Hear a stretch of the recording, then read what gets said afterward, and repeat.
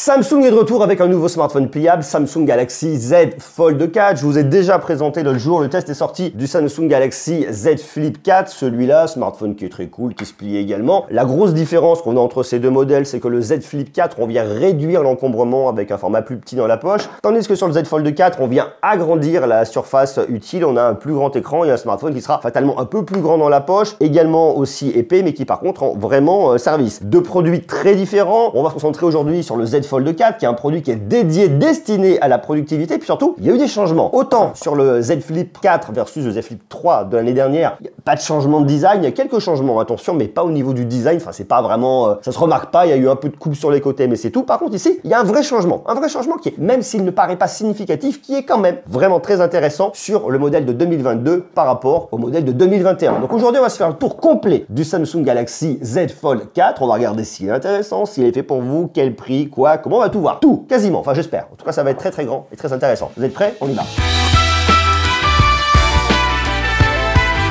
Je vous parle de format, je vous parle de design, c'est super intéressant. Il faut vraiment le mettre en opposition par rapport au modèle de l'année dernière, à savoir que, regardez, sur le Z Fold 4, les noms c'est compliqué, Z Fold 4 de cette année, le Z Fold 3 de l'année dernière, quand on les regarde comme ça, on se dit ouais, je sais pas, ça me paraît pas évident. Je vous assure qu'il y a un vrai changement en fait, et si vous les mettez comme ça, c'est peut-être un petit peu plus évident, à savoir que le modèle de l'année dernière était un peu plus haut, donc celui-là est un peu moins haut, donc là on a un peu moins de hauteur par rapport à ce modèle-là, mais la grosse différence qui vient aussi s'opérer, c'est que ce modèle-là était un peu moins large que le modèle de cette année. Donc ce qu'ils ont fait entre le Z Fold 3 et le Z Fold 4, ils sont venus légèrement diminuer la hauteur et augmenter un peu la largeur. Et vous le voyez, ça me paraît assez évident. Regardez-le, dites-moi si vous le voyez vous en commentaire. Prenez un peu de temps, jetez un œil, ça change très légèrement le format. On reste sur la même chose, attendez, hein, c'est un smartphone qui vient se plier avec une pliure verticale, ça reste la même chose. Mais on vient adapter par rapport au retour des consommateurs. Donc vous voyez, c'est vachement bien de faire vos retours. Et c'est ça qui est intéressant. Alors, c'est pas que les retours des consommateurs de ma chaîne, attention, soyons très clair là-dessus. C'est les retours du monde entier, des clients, des consommateurs, des médias, de tout le monde, du monde entier. Et c'est vachement intéressant parce que, vous voyez, ça permet d'influer sur des fabricants, sur des industriels pour venir changer des produits, pour venir les faire évoluer. Donc, le format est un peu différent et tant mieux. On a sur la gauche ici le Galaxy Z Fold 4, le dernière génération. Ici, c'est le Z Fold 3. Ça, c'est la génération 2021. Donc ici, on a 2021, 2022, l'ancien, le nouveau. Et je vous ai mis exactement le même extrait au même moment du même film. Ça illustre vraiment cette différence de taille parce que, je sais pas si vous allez bien vous en rendre compte comme ça, on va essayer de faire pour le mieux. Mais en fait, le Z Fold 4, il est un peu plus large et un peu moins haut par rapport à celui-là. Si vous regardez au Z Fold 3, et ce que ça nous fait en réalité, eh bien, ça vient nous augmenter les bordures noires sur le haut qu'on a ici. Vous voyez, ici, j'ai un peu plus de bordures sur le modèle 4 que sur le modèle 3. Je le vois également lorsque je viens zoomer comme ça, c'est un peu plus clair parce que, regardez, il me manque un peu plus d'informations ici sur la main que je n'en avais ici. Alors, on va pas venir zoomer autant parce que c'est beaucoup par rapport au format, mais on voit vraiment la différence, elle se situe ici, vous voyez. Il me manque un petit bout ici, là, que je vais retrouver ici, au niveau de l'os. Là, j'ai pas l'os, là, j'ai l'os. Et puis, autre truc qui est intéressant, je sais pas si vous le voyez réellement, c'est que la densité de pixels a été améliorée au niveau de la caméra sous l'écran. Alors là, je vais vraiment les mettre côte à côte pour que vous puissiez vous en rendre compte. Ça se situe réellement juste ici. Regardez, on voit davantage sur le modèle 3 la caméra qui est sous l'écran juste ici, là, vous voyez, au niveau de mon pointeur. Tandis que sur l'autre modèle, le modèle 4, on la voit un petit peu moins. Elle est plus discrète, c'est beaucoup plus léger. Alors bon, vous savez, comme ça, à travers une caméra, c'est peut-être pas hyper évident pour vous, mais je peux vous assurer qu'à l'œil nu, je vois davantage sur le modèle 3 les petits pixels qui sont là et qui sont déjà oubliés, ce qui est déjà quand même plutôt bien. Ça a été doublé, je pense, la densité de pixels, et là, je le vois quand même beaucoup moins. Alors, je le vois un peu à l'œil nu lorsque je viens le regarder, mais sinon, je peux vous assurer que ça se voit quand même beaucoup moins. Donc ça, c'est vraiment un gros bénéfice au niveau de la densité de pixels. Et pour le coup, cette caméra sous l'écran, elle vient davantage jouer son rôle à se rendre invisible versus le modèle de l'année dernière. Autre illustration de cette différence, vous allez venir la retrouver ici, notamment dans les paramètres. C'est aussi intéressant parce que, regardez, vous le voyez ici, comme il est un peu moins haut, eh bien, je vais afficher un peu moins de choses. J'ai quelques petits éléments en plus que je retrouve sur le modèle de l'année dernière par rapport au modèle de cette année. Par contre, et là, je le vois également, je viens afficher légèrement plus sur le côté. J'ai un peu de blanc. Vous voyez, mon cadre est complètement terminé, tandis que là, il venait complètement se frotter. Alors, je sais pas si c'est, regardez, très clair. Là, vous voyez, c'est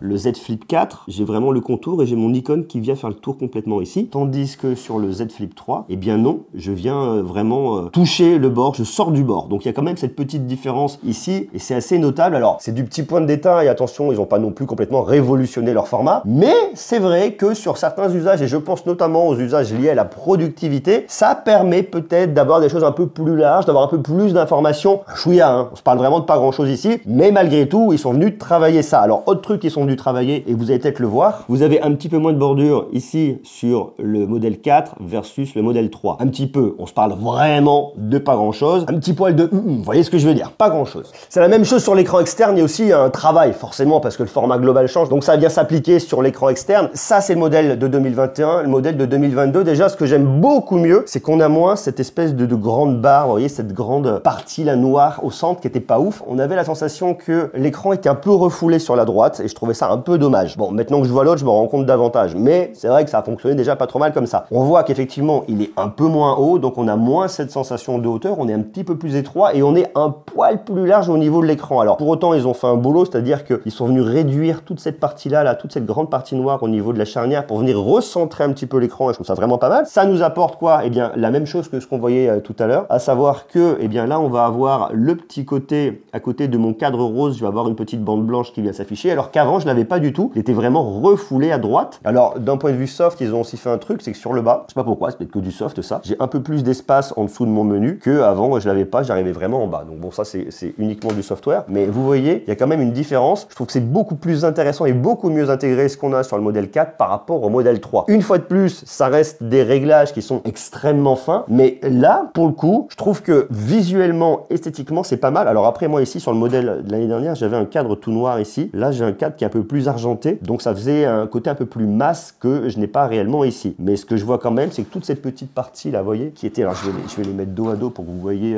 vraiment là, toute cette partie là, qui était assez épaisse, et ben je l'ai plus là. Donc j'ai effectivement le contour de mon écran qui est juste là, mais pour autant cette partie là elle a été réduite. On va de réduire l'encombrement, ça peut paraître tout con comme ça, mais c'est vraiment des choix industriels qui ont été faits. Il a fallu venir retravailler complètement pour arriver à des choses comme ça et qui malgré tout, et on le voit plus comme ça en prenant un peu de hauteur, c'est vachement moins masse, vous voyez, ça versus ça. Ça peut paraître tout con, mais vraiment ça améliore significativement le produit. Le truc qui est assez marrant, c'est que bien qu'on vient modifier un peu les tailles d'une génération à l'autre, on garde exactement les mêmes diagonales d'écran. À l'intérieur, vous avez un écran avec une diagonale de 7,6 pouces et à l'extérieur c'est du 6,2 pouces. Exactement la même chose. Sauf que ce sont les résolutions qui changent. Sur le nouveau modèle, vous avez une résolution intérieure de 2176 par 1812 pixels versus 2208 par 1768. Donc vous voyez qu'ici il y a quand même un changement. Bien qu'on regarde la même diagonale, il n'y a pas la même proportion, c'est pas réparti de la même manière, à quelques pixels près. Hein. La même chose sur l'écran intérieur. Sur le nouveau modèle, vous êtes à 2316 par 904, 2316 904, tandis qu'avant on était sur du 2268 par 832. Une fois de plus, pas grand chose. Mais malgré tout, ça a son importance. Du changement, il y en a. Ici, on va avoir un Corning Gorilla Glass Victus Plus, donc meilleure protection avec de l'aluminium Armor. On va avoir aussi un processeur plus performant, le Snapdragon 8 Plus Gen 1, 12 Go de RAM, c'est de la LPDDR5, et on va avoir 256, 512 ou carrément 1 Tera de stockage. Par contre, le tarif reste le même. On commençait, le modèle de l'année dernière forcément à changer et à baisser, mais le tarif de base est le même, 1799 €. Ça reste un certain prix, un certain budget, mais c'est vraiment un produit qui est destiné plus aux professionnels,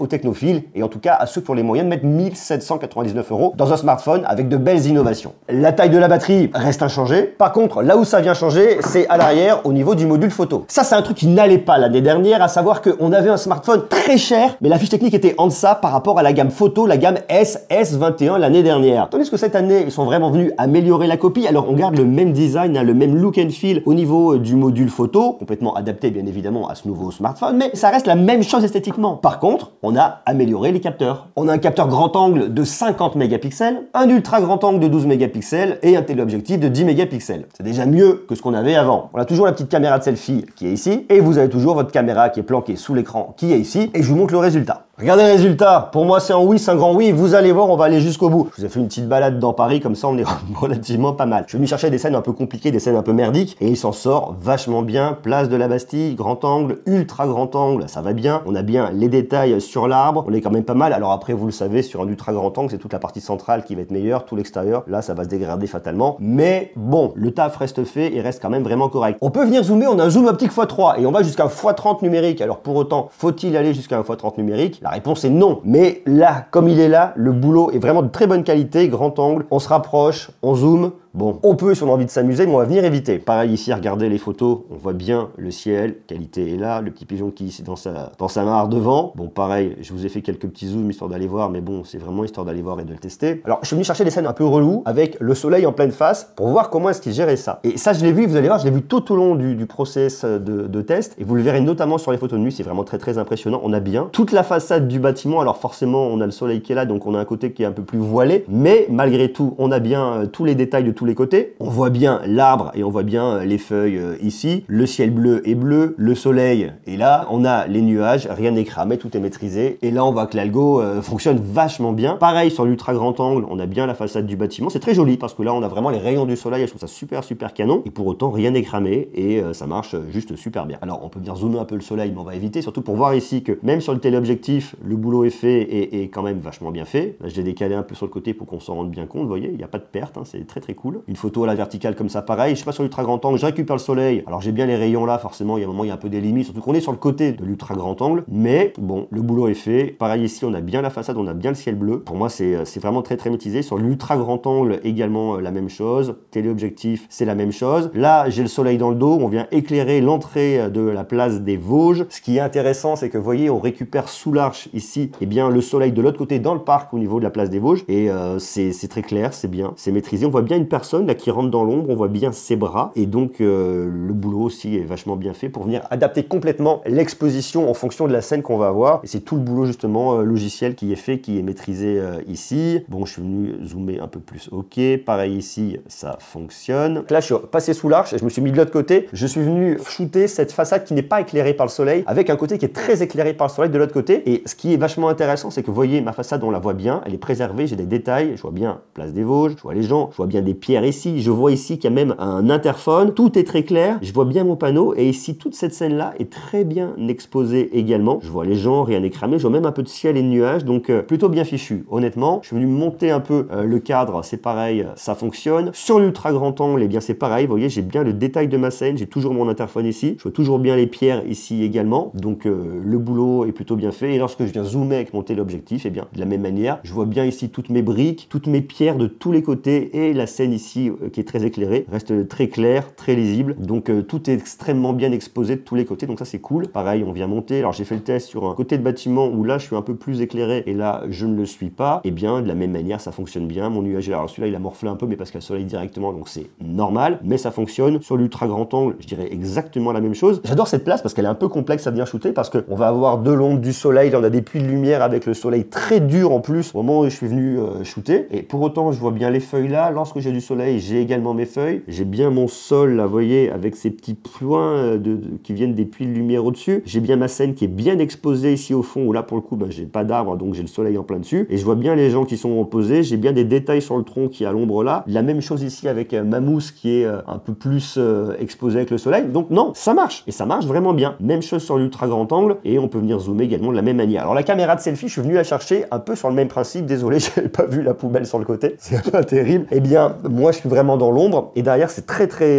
exposé, c'est très fort avec le soleil. Alors il va faire tout ce boulot, la qualité va forcément être un peu moins belle parce que c'est une caméra de selfie déjà et la qualité est un peu moins bonne, mais je trouve que dans l'ensemble c'est pas mal, c'est pas mauvais. C'est pas aussi bon que si j'avais pris mon smartphone et si je l'avais ouvert, vous voyez, si je venais activer ma caméra là et que là je me voyais, auquel cas je viendrais prendre une photo comme ça, et là ça serait quand même la meilleure qualité. Mais j'ai vraiment voulu tester cette caméra de selfie, donc on l'a comme ça. Là pareil, mais sous un angle différent. Alors vous voyez, là j'ai un bout de soleil sur la tronche, mais je suis pas cramé pour autant. Le visage est correctement exposé dans la mesure où on arrive à le faire. La caméra de selfie, il n'y a pas non plus de magie, mais ça fonctionne, donc on arrive à le faire. On voit bien les scènes derrière, on a bien notre puits de lumière également, on voit bien les feuilles. Bref, tout est là et tout reste maîtrisé. Il y a un côté un peu plus grand angle, on peut prendre un peu de recul, vous voyez, comme ça. Mais bon, voilà, c'est que du soft parce que c'est le même capteur exactement. Là, j'ai avancé et je me suis mis en plein soleil. Alors, ça sera mieux au niveau de mon visage. Par contre, tout le reste devient noir. Et là, ça devient un peu plus compliqué. Mais ça me surprend pas. C'est de l'optique, c'est de la photo, ça fonctionne. Là, vous voyez derrière, c'est tout de suite beaucoup plus joli. Bon, il y a quand même eu un monde entre ça et ça, mais c'est juste un pas devant. Mais on peut le faire. Et c'est pas déconnant. J'ai tenté des trucs aussi un peu plus proches. Alors ici, il n'y a pas de macro, hein, mais je me suis juste un peu rapproché et je l'ai fait comme ça. Et bon, on peut venir faire des choses si on le souhaite. Là, j'ai tenté des trucs un petit peu plus, mais je suis vraiment venu chercher le bazar en fait. Hein. Je suis collé contre un arbre avec derrière la place. Vous voyez, en fait, c'est la même chose que ça. Sauf que là, j'avais fait le point sur l'arbre, là, j'ai fait le point sur la place. Étant très proche, ça ne marche pas. Bon, c'est un peu les limites du truc, mais personne ne va faire des photos comme ça. C'est vraiment histoire de venir chercher un peu le bazar. Alors là, j'ai fait quelques photos en mode portrait. J'ai mangé un peu trop de glace cet été, il faut que je commence à faire gaffe. Sinon, ça fonctionne, quoi. Vous voyez, je trouve que c'est quand même une fois plutôt bien. Et là, je vais vous le montrer en vidéo. Et le truc qui est vachement intéressant, c'est tout l'intérêt, justement, hop, c'est celui-là, de ce mode flex lorsqu'on vient faire des photos. Et c'est là que ça devient pertinent et que ça devient intéressant. Regardez, ça sert vraiment à ça en fait, le mode flex. Lorsque vous venez faire une photo, vous avez votre retour sur le moniteur qui est juste là. Et là, vous voyez en fait ce que vous faites. Donc je le vois légèrement. Je me mets sur le côté comme ça. Je mets ma main, je vois quelle fait la photo. Voilà, la photo est shootée. Ensuite, je peux venir sur mon smartphone. Et là, comme il est plié en deux, je vois les photos. Donc je vois que j'ai fait que celle-là. Ça, je vous montrer, celle que j'ai fait tout à l'heure, avec juste moi au centre qui suis en couleur. Là, je l'ai en grand. Donc ça, c'est un truc qui est vraiment pratique hein, pour le mode flex. Ça a vraiment un sens de voir les choses comme ça. Comme vous le déclenchez directement avec la main. Vous pouvez utiliser les capteurs arrière pour venir faire toutes les photos que vous voulez de bonne qualité et ça c'est cool. Alors après il faut faire gaffe où vous le posez parce que là vous voyez typiquement ces espèces de trucs très granuleux, ça risque de me niquer l'écran parce que si je le pose et que je veux utiliser eh bien cette face là, ça veut dire que je le pose sur l'écran, faut pas que ça me raye l'écran. Ça c'est peut-être le truc qui est un peu la limite. À la verticale pour ce mode là ça ira, mais couché un peu moins. Je continue avec la caméra de selfie dans différents endroits et bon voilà, ça reste fonctionnel, ça convient, c'est plutôt pas mal. Caméra de selfie au soleil, caméra à l'ombre, c'est exactement la même chose qu'on a vu sur la place des Vosges il y a quelques instants. Alors ça c'est la caméra qui est à l'intérieur du smartphone, c'est la caméra que vous avez ici, la caméra qui est planquée sous l'écran. Alors j'ai envie de dire non, on ne va pas faire de photos avec ça. Si vraiment vous avez besoin de l'ouvrir et que vous avez besoin d'une caméra, eh bien vous pouvez venir le faire. Mais voyez, on a une peau qui est dégueu, on a l'impression de voir des lignes presque, c'est pas beau hein. Donc vous pouvez le faire, elle fait des images, mais elle fait des images un peu dans l'ambiance de 2001, vous voyez, avec un capteur de 2001. Donc non, c'est pas beau, on évite, et voilà, le rendu est juste pas là. Alors la photo de nuit, elle est intéressante. La photo de nuit, je vous explique ce que j'ai trouvé vraiment intéressant avec cette photo de nuit, c'est qu'en fait, et je le voyais en direct, et ça c'est le truc qui m'intéresse le plus, c'est qu'on voit le smartphone adapté. Lorsque j'ai pris cette photo, je voyais que mes lumières, j'en prenais plein la gueule, c'était pas le ciel, on le voyait un peu moins bien, alors on verra sur d'autres photos tout à l'heure, et dès lors que l'algo a travaillé pendant peut-être une seconde, on voit que la luminosité au niveau des lampadaires diminue et on a ça qui sort. Donc le travail, vous le voyez fait sous vos yeux en direct. Et je trouve ça bien. Et le résultat sur le fichier tel qu'il est là sur mon ordi, la qualité est super bonne. Donc ça fonctionne vachement bien. Pareil, là, vous voyez la lumière, elle est maîtrisée. J'ai pas un truc avec un halo autour. C'est propre, c'est clair, c'est net, ça marche bien. Pareil, j'ai cherché des scènes un peu compliquées avec des boutiques qui viennent un peu exposer fort, avec des zones d'ombre, avec une place qui est un peu plus éclairée. Bon, on n'est pas en plein jour, mais vous voyez, on voit tout, on voit ça, on voit là, on voit bien la voûte qui est plus éclairée, les zones un peu moins éclairées, on voit tout et il marche vachement bien ce smartphone dans toutes les conditions, je trouve très bon. Pareil la nuit, place des Vosges, alors on a moins si halo de lumière parce qu'on n'a pas forcément le soleil, mais on a par contre la rue qui est beaucoup plus éclairée, on voit bien les feuilles dans l'ombre là, on a bien la place qui est davantage éclairée là, et de la même manière qu'en plein jour, tout ressort bien, tout est maîtrisé, il n'y a rien qui est surexposé, on voit les étoiles dans le ciel, on a les feuilles qui sont mieux exposées, ça marche. Le seul truc qu'on voit ici, c'est que des fois c'est un peu trop saturé, c'est une signature d'image Samsung, vous voyez là, il n'y a pas d'herbe là, et pour autant j'ai l'impression qu'il y a de l'herbe. Alors il n'y a pas d'herbe, hein, pas du tout, hein, c'est de la terre comme ça ici, mais bon voilà, ils viennent un peu trop saturés et ça ressort comme ça. Des fois c'est un peu trop poussif aussi la nuit pour essayer de sortir des éléments dans le ciel, c'est le truc qui est des fois un peu moins bien, mais il y a un côté un peu marrant, vous voyez, avec tous ces nuages qui viennent ressortir comme ça. Je vous dis une fois de plus les petits défauts, et bien c'est qu'ici, bien c'est de la terre, hein, c'est pas du tout de l'herbe. Lui l'algo il a dit bon bah pour moi ça va être de l'herbe, hein, donc vous voyez même la fontaine est un peu trop verte, voilà, ça c'est un peu les limites du truc, mais sinon le résultat est quand même de bonne qualité. Pareil ici, on revoit bien notre interphone alors que c'est la nuit, on voit bien la rue qui est beaucoup mieux exposée derrière, mieux éclairée, dans l'ensemble ça marche, et moi je trouve qu'il est bien. Alors là vous voyez c'est un peu plus dur au niveau de la lumière, je le voyais que ça foutait un peu le bazar lorsque j'étais en train de shooter, mais bon voilà, cette lumière était un petit peu trop forte, c'est ça que je me suis décalé sur le côté, mais voilà, le boulot est vraiment bien fait. Pareil de la même manière, c'était vachement intéressant sur cette scène parce que lorsque je la shootais, je voyais qu'il y avait des gros halos de lumière là, je voyais que là aussi c'était un peu fort, et au bout de 2-3 secondes, c'est devenu maîtrisé, voilà, donc non, superbe appareil photo, très bien maîtrisé, très beau boulot de Samsung là-dessus, et c'est bien qu'il soit venu complètement améliorer la copie, parce que sur le modèle de l'année dernière, on avait un appareil photo qui était bien, mais pas à la hauteur d'un smartphone à quasiment 1800 balles. Là, pour le coup, on a un appareil photo qui est vraiment bien, et même sur un smartphone à 1800 balles, on n'a pas de honte à sortir son appareil et à venir faire des photos. Donc ça, c'est très cool, bravo Samsung. Et là je vous montre sur la caméra arrière, caméra principale, je filme en UHD en 30 images par seconde. Alors je vais profiter de la stable là, venir me balader d'un côté de l'autre, je peux changer, hop là je passe sur l'ultra grand angle et là sur le téléobjectif. Oula, ça c'est un petit peu violent, regardez là, c'est beaucoup plus clair le téléobjectif. il y a tout de suite beaucoup plus de mal. Donc les transitions seront un peu violentes, je pense. Vous voyez, comme ça semble aller encore quand même pas trop mal. 4K UHD sur la caméra avant, là en 30 images par seconde. Donc bon voilà, pareil, je peux le tenir à la main comme ça, balader, venir regarder d'un côté, venir regarder de l'autre. Et ça c'est la caméra à l'intérieur, c'est que du Full HD. On dirait qu'il y a un voile. On a vraiment une résolution horrible. Et là, vraiment c'est la caméra qui est là pour être là, mais qui globalement sert pas à grand chose. Autre truc qui est bien au niveau de l'interface, au niveau de la photo, c'est que vous avez quand même pas mal de possibilités. Vous notez quand même que vous avez 3 caméras à l'arrière, une caméra à l'intérieur, même si elle n'est pas terrible, et une caméra à l'extérieur. Et en fait, vous avez différents modes qui sont vachement bien, de par justement le fait qu'ils puissent venir se plier. Je vous le disais, les meilleures caméras sont les caméras qu'on a ici, mais pour autant, on a un écran noir. Donc vous venez allumer votre écran, vous venez appuyer là en appuyant là, vous activez un aperçu, et là, vous dites, ok, je veux venir faire une photo. Alors soit vous appuyez directement sur le bouton de volume et ça fait une photo, soit ça marche bien, vous mettez votre main là, ça la reconnaît, ça déclenche directement. Et le truc qui est cool, c'est que comme on est sur un truc qui se plie, ça c'est pareil, c'est que du logiciel, et bien vous retrouvez vos photos directement sur le côté. Alors j'ai une vraie tronche de con là-dessus, c'est absolument dingue. Mais voyez, vous les retrouvez, donc ça c'est assez marrant. Comme il se plie, bien vous pouvez le prendre et le poser comme je vous ai montré tout à l'heure dans le cadre de la vidéo. Donc c'est un peu tout l'intérêt d'avoir un smartphone qui vient se plier, qui vous apporte ces fonctionnalités là. Côté gaming, l'expérience aussi est vachement bien. Alors ici je vous montre sur un petit Asphalt 9, jeu que j'affectionne tout particulièrement. Ici ce qui est bien, c'est que le jeu est complètement adapté au format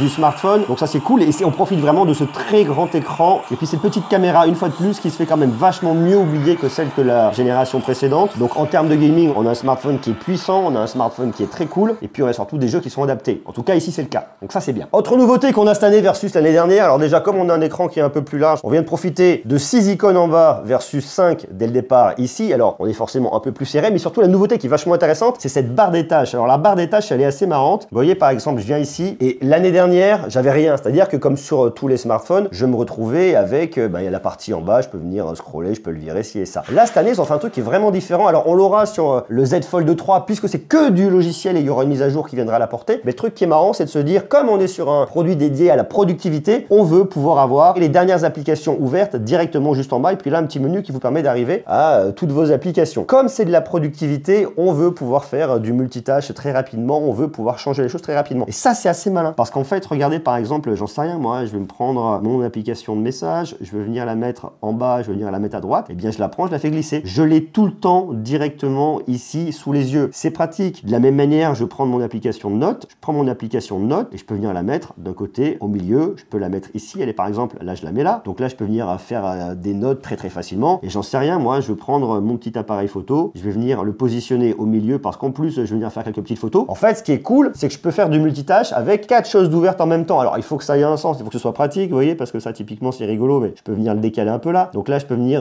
voir mes connexions, je peux venir bosser, je peux venir regarder des emails, je peux me mettre une petite série si je veux comme ça là en truc flottant, parce que j'adore me bousiller le cerveau avec plein d'images et plein de trucs en même temps. De notre côté, je vais pouvoir envoyer des messages, de côté je vais pouvoir prendre des notes, griffonner, travailler. Je veux faire plein de choses et je peux le faire. Donc ça c'est pas mal. Et ce qui est cool, c'est qu'après je me dis ok, j'ai vu tout ça, et bien j'en sais rien, moi je veux aller par exemple passer un coup de fil, et bien je clique là, hop, j'arrive dans mon application là directement. Et ça, j'en ai marre, je le veux plus, et bien hop, je viens ici, je le supprime. Et c'est très réactif, je peux venir changer très rapidement, j'appuie, ça change, ça va vite, ça bouge. Et le fait d'avoir ça comme ça directement, et bien sous la main, je trouve ça assez marrant. Donc ça c'est plutôt chouette. Alors ensuite on a l'application Notes, comme on a le S Pen, c'est le S Pen Fold Edition tel qu'on l'a eu l'année dernière, 49 € si vous intéresse, je vous mets tous les liens en bas dans la description. Et bien je peux venir dessiner, griffonner de la même manière, prendre des notes avec différents niveaux d'appui, avec des mines que je peux venir changer. Donc ça c'est pareil, je sais pas si vous êtes un griffonneur et un dessineur, mais si vous l'êtes, vous pouvez venir le faire, tout en sachant que ce S Pen fonctionne sur l'écran intérieur, mais ne fonctionne pas sur l'écran extérieur. Sur l'écran extérieur, le S Pen, voilà,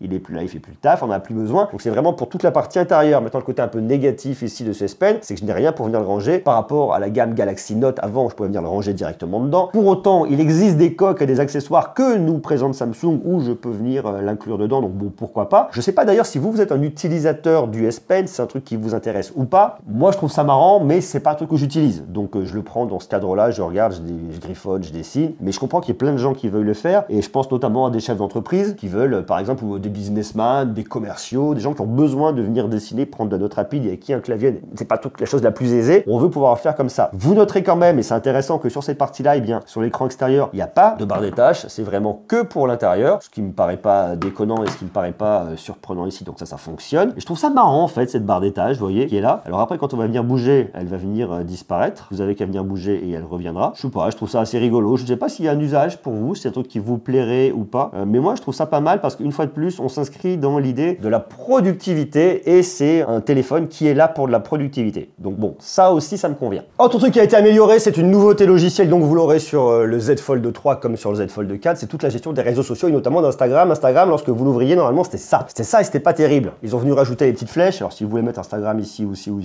pour moi, ça n'a aucun intérêt, mais vous pouvez venir le faire. Par contre, ils ont fait un truc qui est pas mal. Quand vous allez dans vos paramètres, vous allez dans écran et vous allez dans un truc qui existait déjà l'année dernière, c'est-à-dire que application en plein écran. Et là, vous avez plus de choix et c'est pas mal fichu. Vous pouvez choisir les applications qui seront en plein écran, en 16:9 ou en 4/3. Et là, vous avez une liste d'applications qui sont prises en charge, qui sont un peu plus grandes et notamment Instagram qui là par défaut est en 16:9 et que moi, je vais venir me mettre en plein écran. Donc comme ça, je l'ai en plein écran et lorsque je reviens dans mon Instagram, hop là, qui est juste là, et ben là, je suis en plein écran. Et ça me plaît bien parce que c'est une autre expérience, une expérience qui est améliorée. Et en fait, c'était ça, parce qu'avant, on avait un très grand écran, mais on avait des trucs qui n'étaient pas complètement adaptés. Là, ils viennent l'adapter d'un point de vue software, donc ça, c'est cool. Et si par exemple, eh bien, je me mets une petite vidéo, bien regardez, j'ai ma vidéo qui est adaptée également, j'en profite. Donc ça me plaît. Alors, ça vient me bouffer un bout, hein, parce que c'est toujours le même problème du format, c'est que ça vient me manger un bout de mon image en haut, ça vient de me manger un bout de mon image en bas. Donc, c'est pas complètement idéal, mais d'un autre côté, on est quand même sur un format qui est un peu à part. Donc, si on veut vraiment profiter de l'expérience naturelle et normale, on reste en 16:9. Le plein écran, c'est pas mal, mais une fois de plus, on vient manger un peu de contenu. Pourquoi? Parce qu'il n'est pas créé pour être dans ce format-là. Moi, par exemple, ça, typiquement, les Reels, ils sont créés en 9/16 et pas sur un format carré. Donc, c'est un peu le bazar, on perd de l'information. C'est un peu la limite du truc. C'est un smartphone qui a du Wi-Fi 6E versus le Wi-Fi 6 l'année dernière. Donc, il est également Wi-Fi 6, Wi-Fi 6E. Donc, ça, c'est bien parce qu'on a aujourd'hui la meilleure norme ici. On est certifié résistant à l'eau en IPX8. Alors, c'est les éclaboussures. Attention, on se calme, hein. C'est pas un IP68, c'est un IPX8. On a bien évidemment de la 5G. Bref, c'est un smartphone que je trouve très joli, mais que je trouve quand même relativement cher. Alors, il va venir chauffer un peu légèrement lorsque vous allez faire tourner pas mal de jeux SI et compagnie dessus. Mais j'aime bien ce format. Je continue à le trouver bien. C'est beaucoup plus niche qu'un Galaxy Z Flip 4, la gamme Z Flip qui est quand même vachement plus grand public. Mais pour autant, c'est un joli smartphone. C'est un très joli smartphone. Et après, bien évidemment, il y a toute l'expérience écosystème de Samsung avec les Galaxy Buds 2 Pro, avec la Watch 5, avec la Watch 5 Pro. Ça, on en parle bientôt. Donc voilà, moi je le trouve bien. Alors en termes de tarifs, j'ai mes tarifs là, je vais vous les dire parce que je les connais pas par cœur. Sur la version 256 Go, on est à 1799 €. Sur la version 512 à 1919 €. Et sur la version 1 Tera, on est à 2159 €. C'est une exclue Samsung.com, le 1 Tera. D'ailleurs, s'il vous intéresse, je vous mets les liens en bas dans la description pour aller jeter un œil. Voilà pour ce smartphone.